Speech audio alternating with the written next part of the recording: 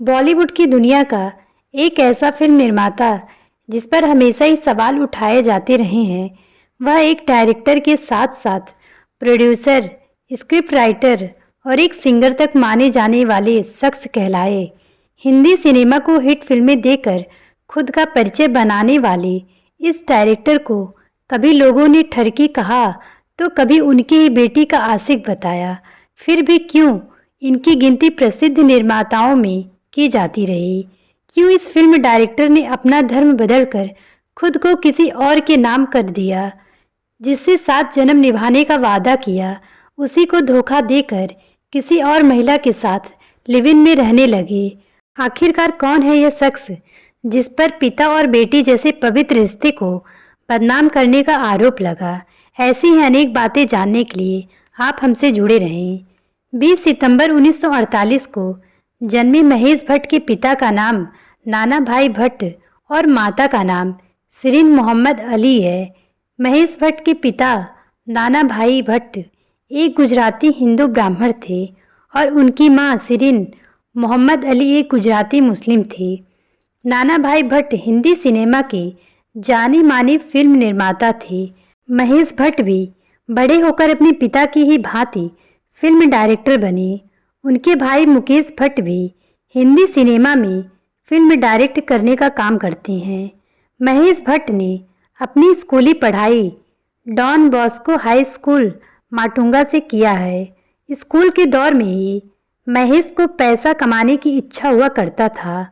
इस वजह से वह समर जॉब करना शुरू कर दिए थे। जब महेश स्कूली शिक्षा पूरी करने के बाद कॉलेज गए, तभी उनको 20 साल की उम्र में लॉरेन ब्राइट नाम की लड़की से प्यार हो गया था।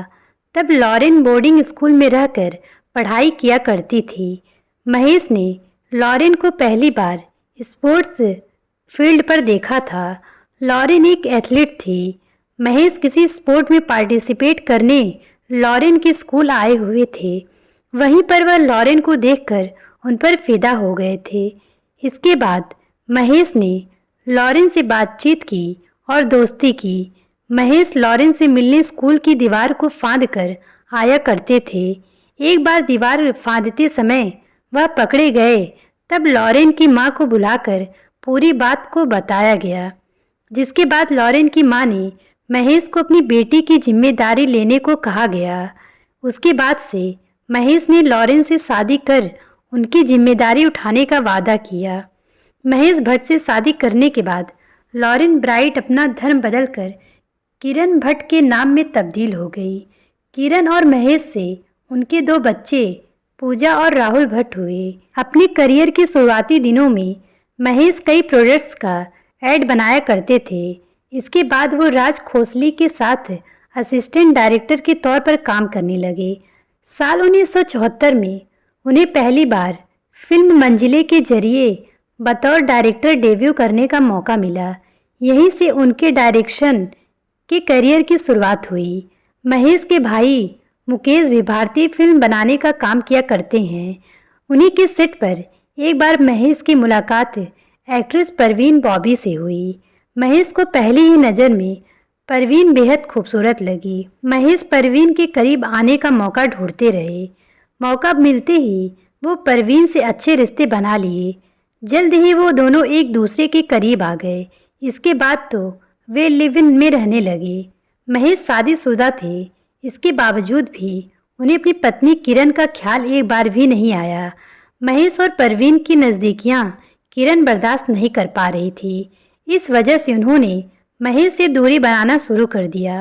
वह अपने बच्चों के साथ पति से अलग रहने लगी। महेश और परवीन लंबे समय से एक दूसरे के साथ रह रहे थे। तभी अचानक महेश को परवीन के व्यवहार में परिवर्तन दिखाई दिया। वह अक्सर अकेले में बात कर कहती, वह मुझे मार देगा। वह अजीब अजीब हरकतें किया करती, जिसे देख महेश डर जाते थे।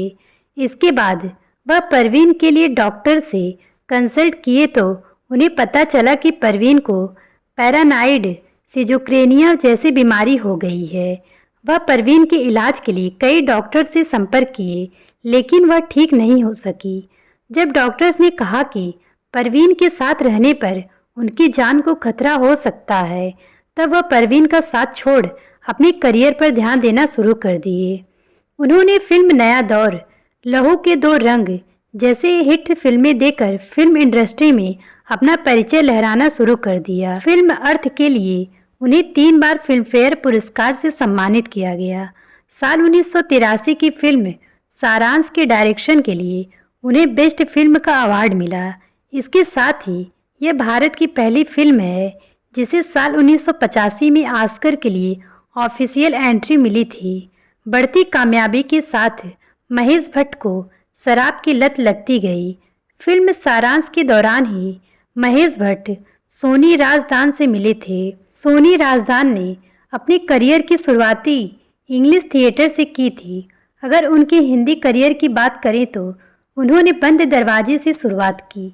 वह टेलीविज़न के शो बुनियाद में सुलोचना की भूमिका में नजर आ चुकी हैं।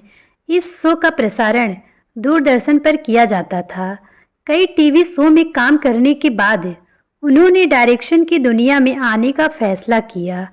डायरेक्शन से पहले वो कई फिल्मों में अभिनय करते हुए नजर आ चुकी हैं। सोनी और महेश की मुलाकात उनके एक फ्रेंड के जरिए हुई थी। उसी फ्रेंड ने सोनी को महेश से मिलने की सलाह दी थी और आखिरकार फिल्म सारांश के सेट पर उनकी मुलाकात हो ही गई। उन दोनों ने साथ में कई फिल्मों को डायरेक्ट किया। फिल्म डायरेक्ट करते करते उनके बीच नज़दीकियां बढ़ गई। महेश सोनी राजदान से शादी करना चाहते थे। उनसे शादी करने के लिए महेश इस्लाम धर्म में परिवर्तित हो गए। अपनी पहली पत्नी किरण भट्ट को तलाक दिए बिना महेश भट्ट सोनी राजदान से शादी कर लिए। सोनी राजदान और महेश भट्ट से उनकी 2 बेटियां आलिया भट्ट और शाहीन भट्ट हुए। सोनी राजदान और महेश भट्ट की शादी से उनकी पहली पत्नी किरण से जन्मे बच्चे पूजा और राहुल भट्ट बेहद नाराज हुए। इस बात का जिक्र करते हुए एक इंटरव्यू में महेश भट्ट ने कहा कि मेरे और सोनी की शादी करने की वजह से बच्चे नाराज थे। उन्हें लगता था कि सोनी राजदान एक अच्छी औरत नहीं है, वह एक दुष्ट है, क्योंकि उन्होंने मेरे पापा को मुझसे छीन लिया। लेकिन समय के साथ सब ठीक हो गया। महेश भट्ट ने आशिकी, दिल है कि मानता नहीं, डैडी, गुमराह, सड़क, आवारगी, हम हैं राही प्यार के, राज, मर्डर, कलयुग, तुम मिले, जिस्म, तमन्ना जैसी अनेकों हिट फिल्में हिंदी सिनेमा को दी। महेश भट्ट की बेटी पूजा भट्ट के अनुसार आशिकी फिल्म उनके माता व पिता के लव स्टोरी पर आधारित है। इस फिल्म में अनु अग्रवाल और राहुल रॉय अभिनय करते हुए नजर आए थे। यह उन दोनों की पहली फिल्म थी। महेश भट्ट ने अपने रिस्क पर उन दोनों को अपनी फिल्म में कास्ट किया था। रिलीज के बाद यह फिल्म सुपर डुपर हिट हुई और कई अवार्ड्स अपने नाम किए। आशिकी फिल्म के लिए महेश सबसे पहले अपनी बेटी पूजा भट्ट को लेना चाहते थे, लेकिन उन्होंने इस फिल्म को करने से मना कर दिया था। ऐसे कई एक्टर और एक्ट्रेस हैं जिन्हें महेश भट्ट ने अपनी फिल्मों के जरिए लॉन्च कर उन्हें फिल्म इंडस्ट्री में एक अलग पहचान दिलाया, जिसमें जॉन अब्राहम, कुणाल खेमू, ईशा गुप्ता, कंगना रनौत, अतुल अग्निहोत्री, नेहा शर्मा, सुष्मिता सेन जैसे अनेक नाम शामिल हैं। महेश भट्ट ने अपनी खुद के जीवन पर 5 फिल्में बनाई हैं, जिनके नाम आशिकी, अर्थ, जख्म, फिर तेरी कहानी, याद आई और वो लम्हे हैं। इनमें से 3 फिल्मों में परवीन बॉबी नज़र आई हैं। अगर महेश भट्ट के कंट्रोवर्सी की बात करें तो वो हमेशा किसी न किसी कंट्रोवर्सी के शिकार रहे हैं, कभी अपनी हरकतों से तो कभी अपने बयानों से। चलिए अब महेश भट्ट की कुछ कंट्रोवर्सी पर बात करते हैं, जिसके चलते हंगामा हो गया था। एक मैगजीन कवर के लिए महेश भट्ट ने अपनी बेटी पूजा भट्ट के साथ लिप लॉक करते हुए फोटो खिंचवाई। इस तस्वीर को देखते ही लोग आग बबला हो गए। बाप बेटी के रिश्ते पर हजारों सवाल उठने लगे, यहाँ तक कि महेश भट्ट को जान से मारने की धमकी तक मिलने लगी। इसके बाद महेश भट्ट ने एक कॉन्फ्रेंस के जरिए सफाई देने की कोशिश की।